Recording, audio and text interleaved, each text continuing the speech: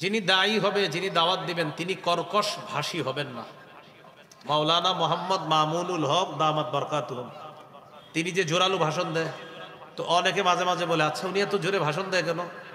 তো আমি তার একটা বক্তব্য দেখছিলাম, তিনি বলছিলেন, আমার ভাষণ কেউ যদি কোরআন সুন্নাহ বহির্ভূত প্রমাণ করতে পারে তো আমি এই পদ্ধতিতে আর ভাষণ দিব না। কতটা কনফিডেন্স, আত্মবিশ্বাস থাকলে চ্যালেঞ্জ দিতে পারে। সূরা আলী ইমরানের 159 নম্বর আয়াতে আল্লাহ বলেন, ফাবিমা রাহমাতিম মিনাল্লাহি লিনতা লাহুম, নবী আপনি আল্লাহর রহমতে তাদের জন্য নরম হয়েছেন।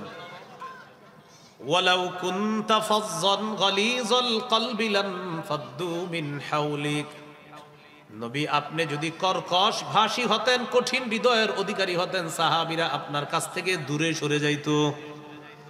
নবী আপনি আল্লাহর রহমতে নরম হয়েছেন, আপনি যদি কর্কশ ভাষী হতেন আর আপনি যদি কঠিন হৃদয়ের অধিকারী হতেন, সাহাবীরা আপনার কাছ থেকে দূরে সরে যাইত।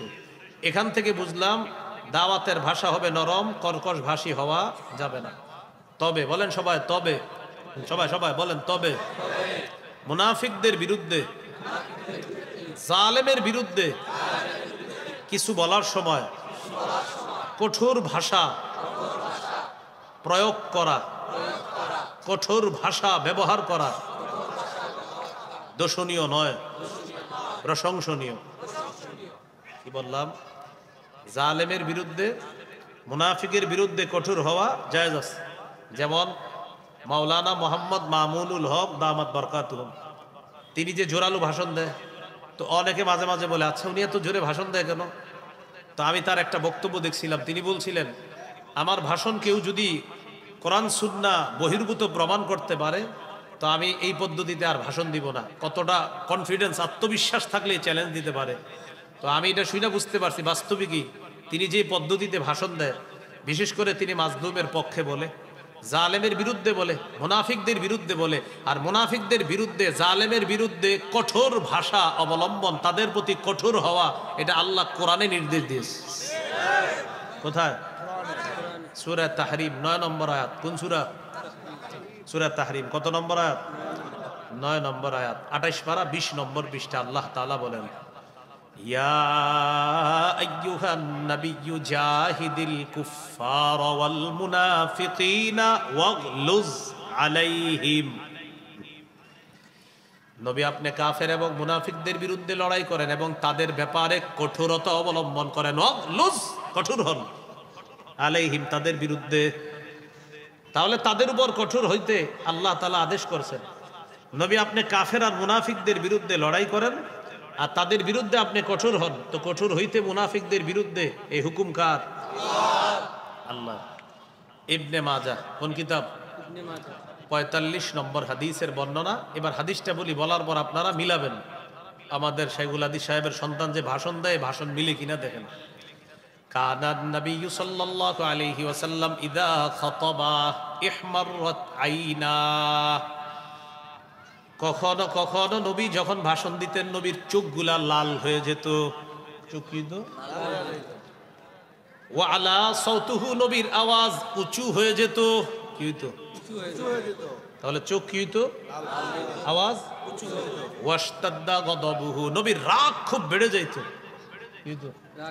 তাহলে রাগ বাড়া, চোখ লাল হওয়া, আওয়াজ উঁচু হওয়া, কি আসেনি হাদিসে? এই জন্য কারো বিরোধিতা করার আগে আপনি শিউরে নেবেন যে আমার বিরোধিতাটা সঠিক কিনা। কানান নবিয়্যু সাল্লাল্লাহু আলাইহি ওয়াসাল্লাম ইযা খাতাবা, রাসূলুল্লাহ সাল্লাল্লাহু আলাইহি সাল্লাম যখন ভাষণ দিতেন, ইহমাররাত আইনা, নবীজির চোখ দুইটা লাল হয়ে যেত। ওয়া আলা সাউতুহু, আওয়াজ উঁচু হয়ে যেত। ওয়াশতাদ্দা গদাবুহু, প্রচন্ড রাগ বেড়ে যাইত নবীর। কান্নাহু মুনদিরু জাইশিন, যেন নবী কোন দলকে সতর্ক করতেছে, সতর্ক বাণী দিচ্ছে তাদেরকে।